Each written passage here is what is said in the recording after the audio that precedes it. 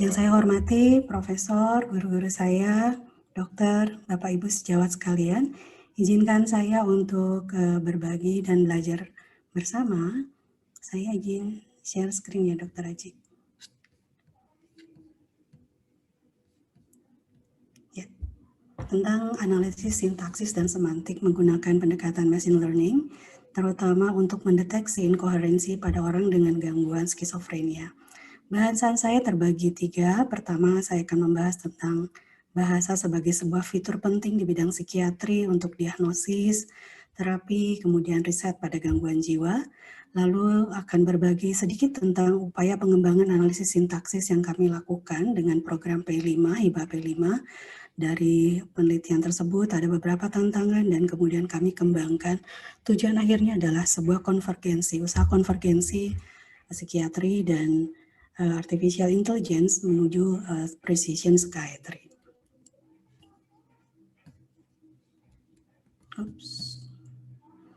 Baik, kalau di psikiatri kami dalam proses untuk mendiagnosis maupun pengobatan yang Dr. terus. Kamelia, maaf dok, masih belum full screen dok. Oh ya.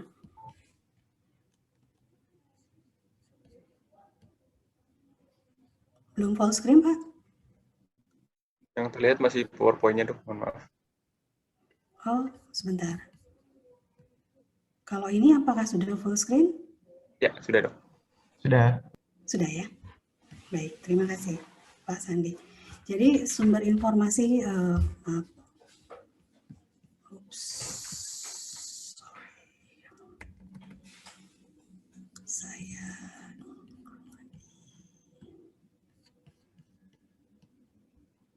Jadi, yang terus-menerus kami amati adalah pikiran, perasaan, perilaku. Ini merupakan sumber utama untuk kami melakukan diagnosis dan pengobatan. Dan semua kriteria dan diagnosis tersebut kita punya kitabnya ya, DSM-5 untuk membantu kami mendiagnosis. Kami melakukan observasi, lalu kemudian yang disampaikan kepada kami adalah bentuk narasi, yaitu bahasa yang disampaikan oleh pasien. Jadi dari informasi yang diberikan oleh pasien, kami kemudian bisa mencoba membuat hipotesis kira-kira saat ini apa yang menjadi masalah pada pasien dan kemudian mata laksana selanjutnya. Memang tantangan yang terus-menerus terjadi di bidang kami adalah belum ada upaya semacam pembuktian objektif ya, tes laboratorium yang bisa membantu kami untuk menegakkan diagnosis yang menjadi semacam tanda patok mnemonik.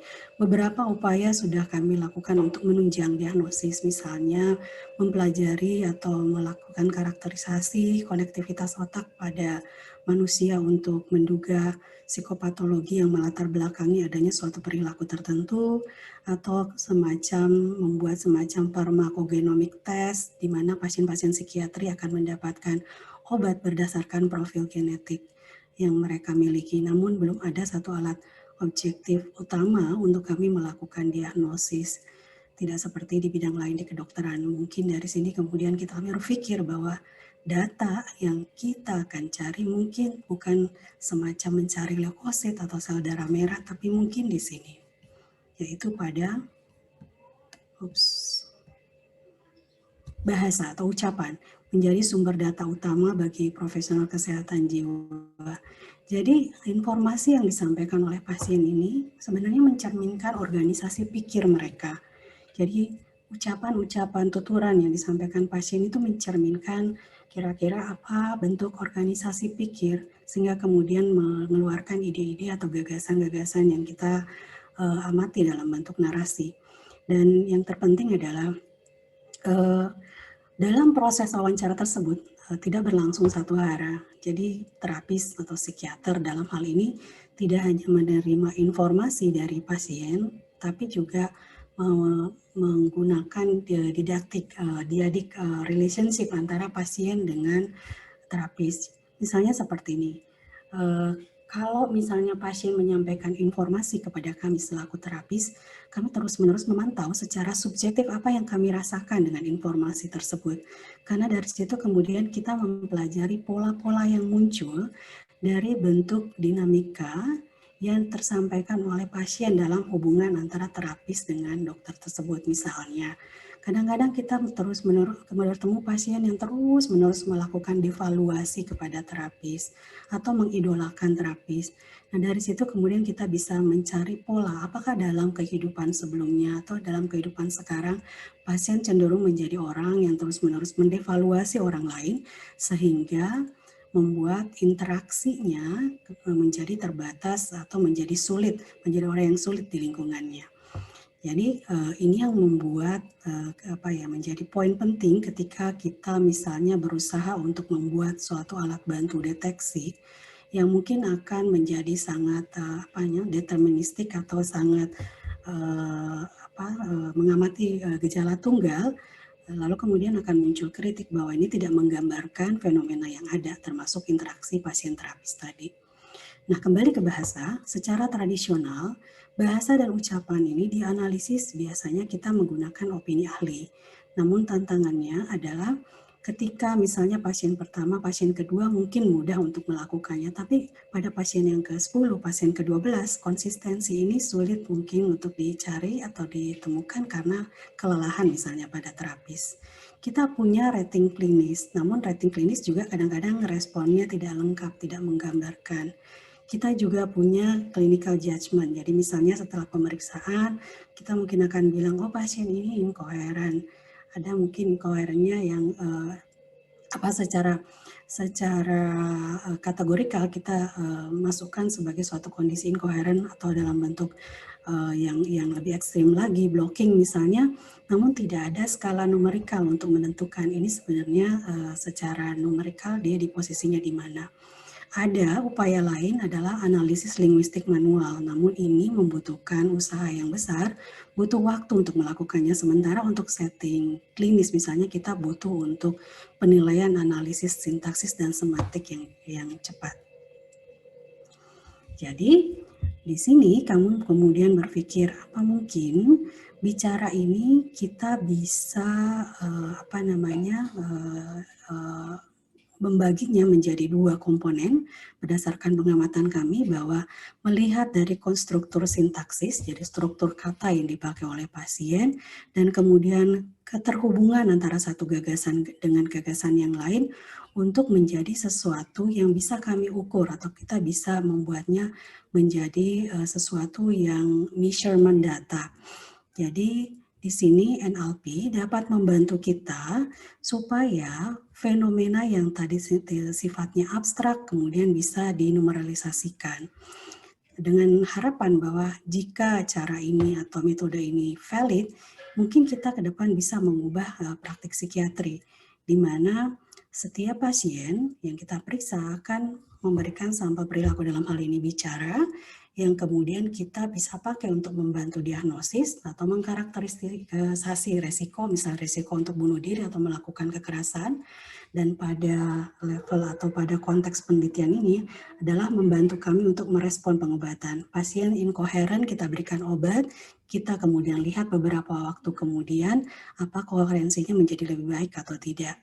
Nah, di sini kami belajar bersama-sama dengan tim bagaimana mentranslate dari natural language menjadi data numbers, sehingga kemudian mesin yang akan membantu kami untuk melakukan ini dengan lebih cepat, semoga lebih akurat dan kemudian lebih stabil, dapat kemudian membaca dengan baik natural language yang biasa kita pakai. Sedikit tentang natural language processing adalah bidang dari AI yang memberikan mesin kemampuan untuk membaca, mengerti, dan menemukan makna dari bahasa manusia. Sebenarnya kita sudah akrab ya sehari-hari menggunakan konsep atau hasil dari NLP ini, misalnya tentang analisis sentimen. Mungkin kalau kita yang suka shopping ya, suka lihat produk review di Zalora atau produk review di Shopee, sebenarnya ini juga menggunakan analisis sentimen yang didapat dari komen-komen yang dihasilkan oleh orang-orang atau konsumer. Demikian pula kalau ada misalnya semasa pemilu ya, untuk memantau moral komunitas saat itu sentimennya seperti apa, ini juga sering dilakukan. Yang juga akrab dengan kehidupan kita adalah autocomplete atau spelling corrector ketika kita mengetik, lalu kemudian tentang text summarization misalnya pada medical diagnosis, pasien, dokter biasanya menuliskan gejala-gejala yang ada misalnya di HR, dari situ kemudian NLP bisa bantu untuk kira-kira kumpulan gejala A, B, C, D, dan E akan mengarah ke suatu diagnosis apa. Kemudian yang sering kita juga lakukan adalah translasi dan kemudian spam filters ya yang ada di email kita. Lalu untuk documentary classification ini biasanya digunakan teman-teman di hukum ya untuk misalnya melihat klasifikasi dari dokumen-dokumen gugatan dan yang lain-lain. Baik, biar lebih bisa memahami apa yang kita lakukan saat itu, saya coba mengambil verbatim dari pasien yang kami tanyakan, tidurnya bagaimana? Dijawabnya seperti ini, heximer, clozapine, risperidon gitu, mau tidur nggak bisa tidur, bangun tidur ngantuk, sampai bawa naik motor Gunadarma, sono ngantuk-ngantuk. Ini yang kami maksud dengan inkoherensi pada orang dengan gangguan psikotik, biasanya gangguan schizofren. Saat itu kami mengamati bahwa ada kata yang berulang-ulang, contohnya ngantuk ya. Ini banyak sekali pengulangan kata. Lalu kemudian di setiap pengulangan kata tersebut ada kata pendahuluan atau preposisi yang muncul setiap kata ngantuk muncul ada di kalimat tersebut. Lalu kami lihat adanya keloncatan gagasan dari kalimat pasien tersebut. Tidur ke ngantuk mungkin masih bisa ya berhubungannya, ngantuk ke kecelakaan masih bisa. Kecelakaan ke olahraga itu seperti suatu loncatan ide, olahraga ke sukses, sukses ke lulus ini masih bisa. Jadi antara kalimat yang di atas dengan kalimat yang di bawah yang disampaikan pada satu waktu yang bersamaan ada beberapa gagasan, ada yang berhubungan satu sama lain tapi ada gagasan yang saling tidak berhubungan atau loncat ide. Nah, pada saat itu saya bertemu dengan mahasiswa MIPA waktu itu, matematika MIPA, saya bertanya, apa mungkin saya melihat ada pola? Apakah kira-kira pola ini bisa dikuantifikasi? Dan dijawabnya bisa, Bu. Jadi, mulai dari situlah kemudian upaya pengembangan analisis sintaksis dan semantik ini. Sedikit teori bahwa ketika seorang menghasilkan atau memproduksi bicara, sebenarnya dari pendekatan kognitif ada 3 hal yang terjadi. Pertama, mengkonseptualisasi dulu, lalu kemudian memformulasikan konsep tersebut, lalu mengartikulasinya. Jadi pada saat konseptualisasi muncul ide-ide, gagasan, dan yang lain-lain, lalu muncul intensi untuk bicara, lalu masuk ke area otak yang lain untuk memformulasikan gagasan tersebut. Di sini ada formulasi linguistik, ada encoding, lalu kemudian menghasilkan perintah-perintah yang sifatnya neuromuskular, lalu kemudian di ujung akhir ada artikulasi. Artikulasi ini menghasilkan aksi-aksi muskular, kemudian vibrasi dari motor vocal cord, lalu muncullah produksi bicara yang kita amati pada pasien. Ini kemudian ada akustik feedback-nya yang terus-menerus memperbaiki memberikan umpan balik terhadap proses ini untuk menghasilkan suatu bicara yang koherens, yang organisasi idenya baik. Satu dan lain hal membuat hal ini terganggu, misalnya pada saat formulasi linguistiknya terganggu, itu yang kita amati dalam bentuk bicara yang inkoherensi. Nah, bagaimana menginstruksinya? Waktu itu saya berdiskusi dengan mahasiswa bagaimana menginstruksi bahasa bicara itu, maksudnya secara matematika bagaimana ya melakukannya. Saya disampaikan bahwa ada 2 hal, bisa secara bahasa, bisa secara bicara. Bahasa yang menggunakan natural language processing, termasuk kompleksitas sintaksis dan semantik yang akan kita bahas lebih banyak hari ini. Lalu kemudian ada tentang pemrosesan sinyal bicara itu, termasuk ritme bicara, prosodi, kemudian artikulasinya. Saya di bagian penelitian kami ini kami belum mengolah yang di bagian processing signal tersebut. Sudah ada riset-riset sebelumnya tentang inkoherensi ini, namun menggunakan masih domain bahasa Inggris, Ibrani, dan Jerman. Baru kali ini ada yang mencoba melakukannya untuk deteksi dalam bahasa Indonesia. Ini yang kami lakukan di 2019. Kita coba menggunakan 3 fitur dulu, klasifikasinya dengan convex classifier, akurasinya 90% pada training, namun masih sekitar 50% pada testing. Ini yang kita ikutkan pada Innovation Emery saat itu, sehingga kita merasa perlu bahwa ini sebaiknya kita perbaiki akurasinya. Jadi, pertanyaan penelitian terkait analisis sintaksis dan semantik ini, apa fitur yang baik digunakan untuk membuat model prediksi yang baik? Lalu kemudian bagaimana perbandingan performa model prediksi ini pada skenario yang berbeda dan bagaimana tingkat akurasinya. Nah, ini dari beberapa diskusi dengan teman-teman psikiater, kira-kira apa kriteria yang digunakan atau teman-teman sejawat gunakan untuk mengenali bicara yang inkoheren. Di sini produksi bicara, rata-rata per kalimat, kemudian adanya keterkaitan antar gagasan, seperti yang kita lihat tadi, loncat gagasan, adanya pola kata yang berulang, ada jeda pembicaraan, jedanya kadang sangat pendek, sehingga kata-katanya menjadi sulit dimengerti, atau jedanya malah sangat panjang, sampai blocking. Ya, ini yang menjadi salah satu kriteria yang membantu kami untuk mengenali bicara yang inkoheren. Ada rima yang tidak bermakna, kemudian ada membuat kata-kata sendiri atau neologism. Jadi ada istilah-istilah yang dibuat oleh pasien-pasien kami yang hanya pasien yang paham arti istilah tersebut. Kami mencoba mencari di literatur, ini fitur atau ini kriteria yang kami pahami tentang pasien inkoherensi dari pasien-pasien kami, tapi bagaimana mengejawantahkannya dalam bentuk bahasa matematika atau bahasa pemrograman.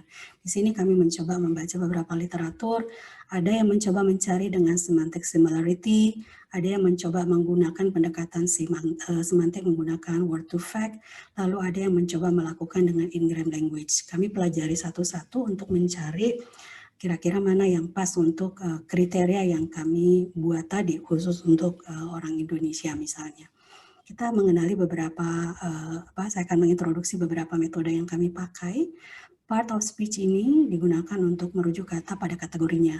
Kita masih ingat ada kata subjek, predikat, objek, kata benda, dan yang lain-lain. Nah, dari sini kemudian kata-kata tersebut kita pecah-pecah atau kita pisah-pisahkan berdasarkan struktur sintaksisnya. Lalu akan ada program atau upaya N-gram post-tagger ini untuk melakukan pelabelian berdasarkan apa yang kita pahami dari struktur kata tersebut.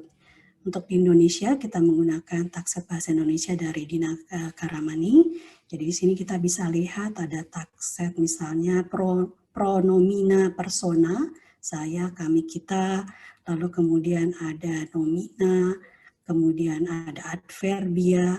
Nah, di sini kita takset menggunakan memiliki orang Indonesia. Saya ambilkan contoh untuk N-gram language model. Di sini ada dua kata menggunakan kata, ada dua kalimat yang menggunakan kata yang sama, book, yang satu lagi juga book, we need to book our ticket soon, sama we need to read this book soon. Namun, bagaimana kita mengetahui kata ini adalah verb, kata ini adalah noun. Kita bisa memastikan fungsinya sebagai kata kerja maupun kata benda berdasarkan apa? Berdasarkan kata-kata yang sudah ada sebelumnya dan setelahnya. Jadi dengan mengamati kata yang sebelumnya dan mengamati kata setelahnya, kita bisa menentukan ini adalah kata kerja, ini adalah kata benda.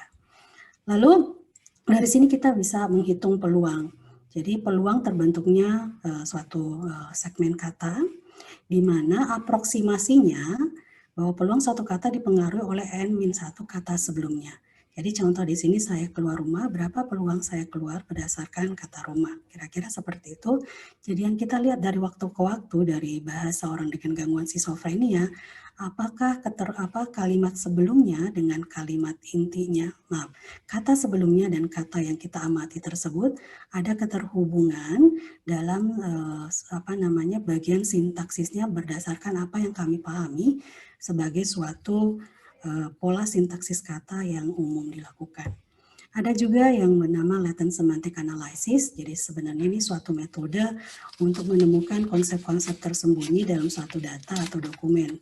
Jadi asumsinya, kata yang memiliki arti yang mirip akan muncul dalam potongan teks yang serupa. Kita akan lihat contohnya seperti apa nanti. Jadi di sini yang kami lakukan adalah ada beberapa dokumen yang kita kemudian lihat kata-katanya di situ atau segmen katanya. Lalu kemudian kita akan mengevaluasi vektor itu dalam ruang semantik vektorial menggunakan matriks dan singular value decomposition. Mungkin nanti siang kita akan belajar bagaimana operasionalisasi dari istilah-istilah ini. Lalu kemudian vektor tadi akan kita amati di ruang semantik. Jadi misalnya ada satu kata, kata satu dan kata dua berdekatan, artinya maknanya atau latennya itu saling berhubungan. Nah, kita bisa menduga bahwa nanti pada orang-orang dengan inkoheren, nampaknya pengelompokan kata ini tidak berlangsung dengan baik, akan sangat scatter. Saya ambil contoh kalimat di sini yang bisa memberikan impresi atau gambaran apa itu latent semantic analysis. Ini ada beberapa kata, lalu kemudian kita kelompokkan dari kata-kata tersebut berdasarkan kategori. Kira-kira dog, cat itu masuk kategori apa? Ini sesuatu yang sebenarnya kita secara intuitif melakukannya, mungkin karena kita sudah belajar ya dari TK, SD, dan seterusnya bagaimana mengelompokkan kata, tapi mesin harus diajarkan cara bagaimana mengelompokkan kata tersebut. Nah, kalau dalam konteks pemrograman, pengelompokan kata atau kategori dari kata-kata tersebut merujuk kepada kelompokan yang sama berdasarkan prior experience kita di konteks yang berbeda dikatakan sebagai laten, kemudian yang kata-kata yang mengikutinya disebut sebagai term. Kira-kira kalau di latent semantic analysis, konfigurasinya akan seperti ini. Ada input dari term, lalu kemudian ada hidden layer dari topik-topiknya, lalu akan ada output dari dokumen tersebut. Nah, word to pack itu adalah salah satu embedded word yang mempresentasikan kata-kata menjadi sebuah vektor dengan panjang n. Vektor ini akan mempresentasikan kata secara sintaksis, juga untuk menggunakan semantiknya. Jadi kalau kita punya korpus kata yang cukup lengkap, maka dia akan bisa untuk menggambarkan vektor tadi dengan baik. Misalnya, kalau kita lihat di sini, setelah dilakukan ruang vektor tadi, kita lihat bahwa sungai dan danau itu akan berada di tempat yang berdekatan dengan laut dan juga air, sementara tanah dan batu itu akan berada di tempat yang berdekatan dengan pula dengan hutan dan pohon. Jadi ini ada dua yang biasa dipakai. Siap. Ya, baik, kita langsung masuk ke metode yang kami lakukan waktu itu. Kita mengumpulkan data, kemudian pra-pemrosesan, lalu kemudian membuat beberapa model, lalu mengevaluasi validitas dari masing-masing model tersebut. Dari wawancara yang kami lakukan kepada pasien, itu kita buat menjadi verbatim atau transkrip wawancara. Dari situ kemudian kita mengekstraksi fitur-fitur yang menurut kami signifikan, lalu kita mencoba melakukan klasifikasi dengan labelnya adalah koheren dengan inkoheren. Untuk pra-pemrosesan data yang kita lakukan text cleaning, case folding, nanti akan ada pembahasannya di belakang. Nah, kemudian kita filtrasi jumlah katanya. Di sini kami menemukan bahwa threshold kata itu 20, artinya kalimat yang bisa dimasukkan untuk pemrosesan selanjutnya jika jumlah kalimatnya 20 atau lebih, kurang dari itu akan sulit untuk melakukannya. Ini pra-pemrosesannya, teks aslinya kita ubah, case folding itu semua huruf besar kita hapus, tanda baca kita hapus, stem, kata-kata yang tidak bermakna kita hapus, misalnya dari nikmatnya, nikmat menjadi nikmatnya kita hilang, baru kemudian kita tokenisasi atau fragmentasi satu-satu. Kira-kira representasi data teksnya akan menjadi seperti ini. Adik pergi ke sekolah, ayah mengantar adik. Di sini kita lihat 2 kali adik ya. Kemudian selanjutnya sama. Kemudian ekstraksi fiturnya, kita kemudian melihat dari fitur yang kami dapatkan atau kata kriteria tadi yang kami dapatkan dari praktek kami sehari-hari, kita analisis dengan mengeksplorasi dataset, kemudian menguji hipotesis, kemudian kita menyeleksi fiturnya. Fitur terakhir yang kami pilih adalah fitur yang signifikan, dalam artian secara klinis itu bermakna buat kami, dan yang kedua fitur yang baseline, yang tadi yang berdasarkan kami dapatkan dari IMERI Open Innovation kemarin 2019, dan kemudian fitur yang lain adalah yang secara statistik bermakna.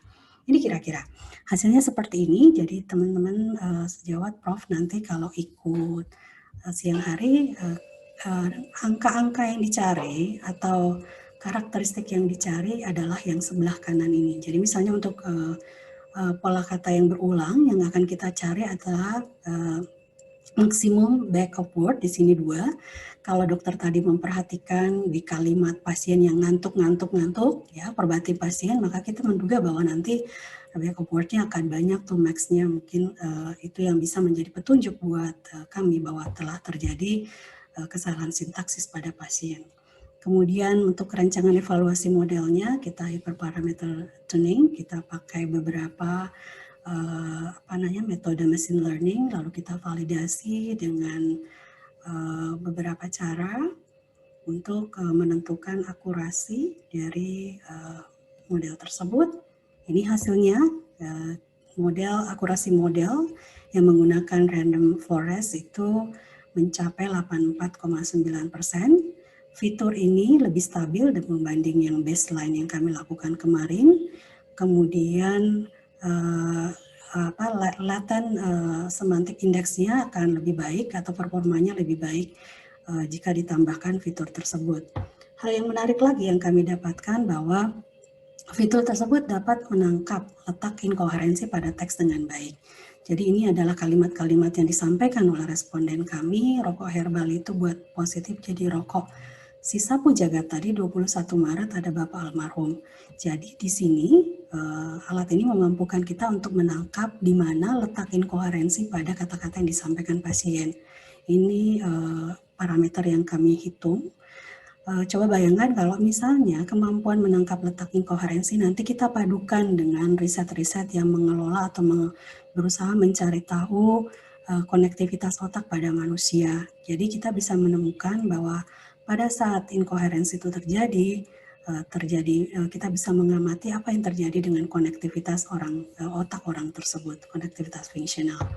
Jadi jawaban atas pertanyaan tadi dari hasil ekstraksi fitur yang bahasa yang koheren dan koheren dapat mendeteksi gejala psikotik pada min LSA 14, min LSA 2, adverb ya, jadi rupanya pasien-pasien gangguan schizofren yang inkoheren sangat sedikit menggunakan adverb ya, sehingga kompleksitas katanya menjadi lebih sederhana dibanding orang dengan tanpa inkoherensi. Kita bilang bahwa mereka sangat konkret ketika mengemukakan gagasan, tidak ada konsep-konsep abstrak atau sangat kurang.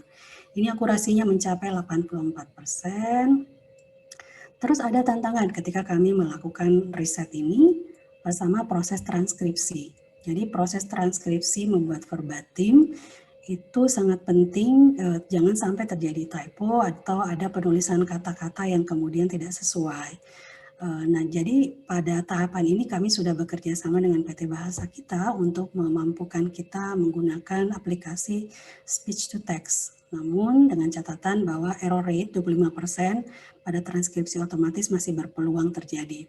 Perolehan bicara, kita sudah melakukan standarisasi menggunakan 14 item pertanyaan untuk memastikan siapapun yang melakukan, dimanapun dilakukan, standar untuk pertanyaannya sama. Namun tantangannya adalah ketika mencari inkoheren, daftar pertanyaan 14 dengan karakter 20 kata tersebut bisa untuk menemukannya, tapi untuk mencari tangentialism ini suatu bentuk inkoherensi juga, tapi yang lebih agak lebih ringan, itu membutuhkan 300 kata. Jadi ini yang menjadi tantangan juga di kami, bagaimana bisa untuk mendapatkan kata sebanyak itu pada pasien. Kemudian ada aspek lain di luar bahasa, intonasi, prosodi, ekspresi, wajah, dan gestur itu yang belum kami lakukan penelitiannya, supaya kemudian ini menjadi suatu fitur yang lengkap. Sedikit tentang schizofren, karena yang kami tuju sebenarnya adalah kelompokan pasien dengan gangguan schizofren. Di sini, di gambar ini kita bisa lihat bahwa sebenarnya schizofrenia itu adalah suatu gangguan neurodevelopmental. Jadi ada fase premorbid, ada fase prodromal, mulai muncul gejala-gejala dini, ada gejala psikotik dan residual. Di Sumbuai kita bisa lihat fungsinya. Jadi fungsi sebelum sakit, kemudian masa prodromal sudah mulai turun, lalu kemudian pelan-pelan fungsinya akan menjadi buruk ya. Kemampuannya untuk berfungsi menjadi tidak sesuai dengan tingkat pendidikan maupun usianya, ini yang membuat mereka kemudian mengalami stigma juga. Riset menunjukkan bahwa deteriorisasi klinis sebenarnya sudah terjadi di fase prodromal 5 atau 10 tahun sebelum onset gejala pertama dari schizofrenia ini ditemukan. Kemudian ketika pun ada gejala pertama, biasanya mereka tidak datang dulu ke psikiater atau ke dokter, tapi ke pengobat alternatif dulu, sehingga duration of untreated psikotiknya menjadi memanjang. Beberapa relapse memperburuk prognosis mereka atau fungsi mereka. Di sini kita biasanya psikiater atau dokter mendiagnosis ketika onset pertama muncul, pasien gelisah, ya marah-marah, mengamuk dan yang lain-lain atau menarik diri. Andai suatu cara agar kami bisa mendiagnosis lebih awal di fase prodromal sebelum pasien mengalami breakdown yang lebih berat. Jadi dari riset ini kami mengupayakan ada sebuah alat untuk menemukan kasusnya lebih dini di fase prodromal, namanya Stetosoul. Di sini menggunakan aplikasi speech to text, dari algoritma yang sudah dibuat tadi. Machine learning membantu kami untuk memisahkan mana di antara anak-anak ini yang akan berkembang jadi psikotik. Sudah Ini diikuti kelewat, pada 200 anak, terakhir kok ini. 200 anak yang kami ikuti selama 2 tahun untuk mencari mana anak-anak yang berkembang menjadi psikotik nantinya. Terima kasih kepada tim P5. Saya kembalikan Dr. Haji.